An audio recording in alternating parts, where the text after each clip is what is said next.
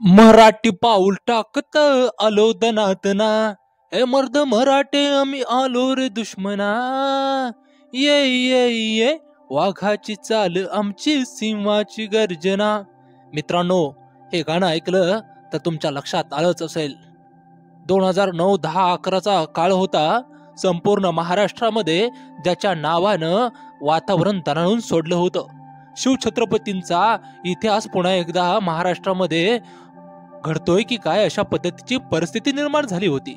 शिवशाही राज्य, शिवछत्रपतींचं हिंदवी स्वराज्य, महाराष्ट्रातल्या मराठी माणसांच्या स्वाभिमानांचं राज्य निर्माण करण्यासाठी एक महाराष्ट्राचा लाडका राजा राजसाहेब ठाकरे लढत होता. आणि मग काय, संपूर्ण मराठी जन एक झाला. अवघा महाराष्ट्र एक झाला आणि सन्माननीय राजसाहेब ठाकरे यांच्या पाठीशी उभा राहिला.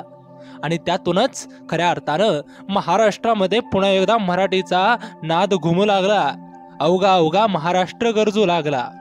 परंतु काळाच्या नीतीमध्ये काहीतरी वेगळंच दडलं होतं.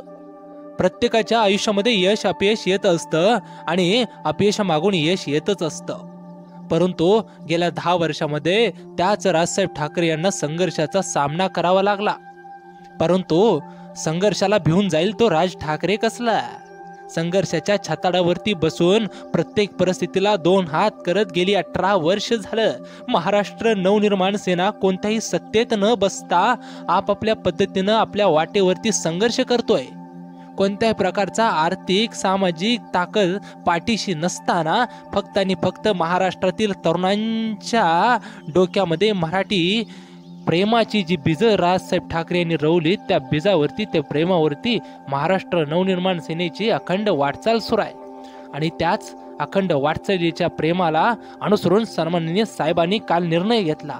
होय, कोणत्या युती आघाडीला भीक न घालता 200 ते 225 जागेवरती आपण लढण्याची तयारी करतोय. आणि तुम्ही तयारीला लागा, मी महाराष्ट्राचा दौरा 1 ऑगस्ट पासून करतोय अशी ललकारी आणि अशी गर्जनाच जणू काल त्या ठिकाणी सन्माननीय साहेबांनी फोडली.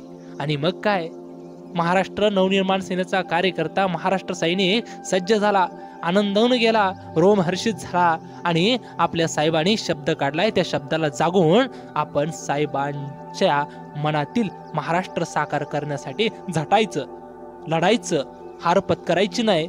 आणि महाराष्ट्रामधील सत्तेच्या सारी पटावरती आपला मनसे दिसला पाहिजे, याच्यासाठी सर्वतोपरी काही ना काही करायचं अशी प्रतिज्ञा आणि शपथ घेऊन महाराष्ट्र सैनिक काल मुंबईतून बाहेर पडलाय. काल पावसामध्ये असल्या अतिवृष्टीच्या काळामध्ये सुद्धा महाराष्ट्र सैनिक सन्माननीय साहेबांना ऐकायला आला होता. आणि आता पुन्हा एकदा तीच 2006, 7, 8 सालची मनसे, महाराष्ट्र नवनिर्माण सेना पुन्हा एकदा महाराष्ट्राच्या राजकारणामध्ये दिसणार आहे.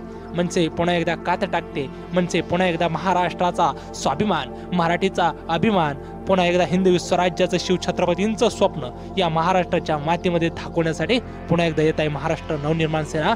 आणि या मनसेच्या स्वागतासाठी पुन्हा एकदा महाराष्ट्र सज्ज आहे. महाराष्ट्रातील प्रत्येक तरुण, युवती, विद्यार्थी, शेतमजूर, शेतकरी, कष्टकरी, तरुण, उद्योजक आणि त्याचबरोबर काम करणारा प्रत्येक एम्प्लॉय, प्रत्येक जण सज्ज आहे. चित्रपट कलाकार, नेते, त्याचबरोबर महाराष्ट्रामधील सर्वसामान्य जनता सज्ज आहे. सन्माननीय राजसाहेबांच्या मनसेच्या स्वागताची तयारी ते प्रत्येक ठिकाणी करते. सन्माननीय राजसाहेबांचा 1 ऑगस्ट पासून संपूर्ण महाराष्ट्रव्यापी दौरा सुरू होत आहे. आणि महाराष्ट्राचा हा दौरा, हा ढाणेवाग अत्यंत जोशात आणि अत्यंत ताकदीमध्ये पार पडणार आहे. आणि त्यामुळं लक्ष श्रोते आणि एकच वक्ता सन्माननीय राजसाहेब यांचा विचार महाराष्ट्रानं ऐकण्यासाठी सज्ज व्हावं, इतकेच विनंती. जय महाराष्ट्र.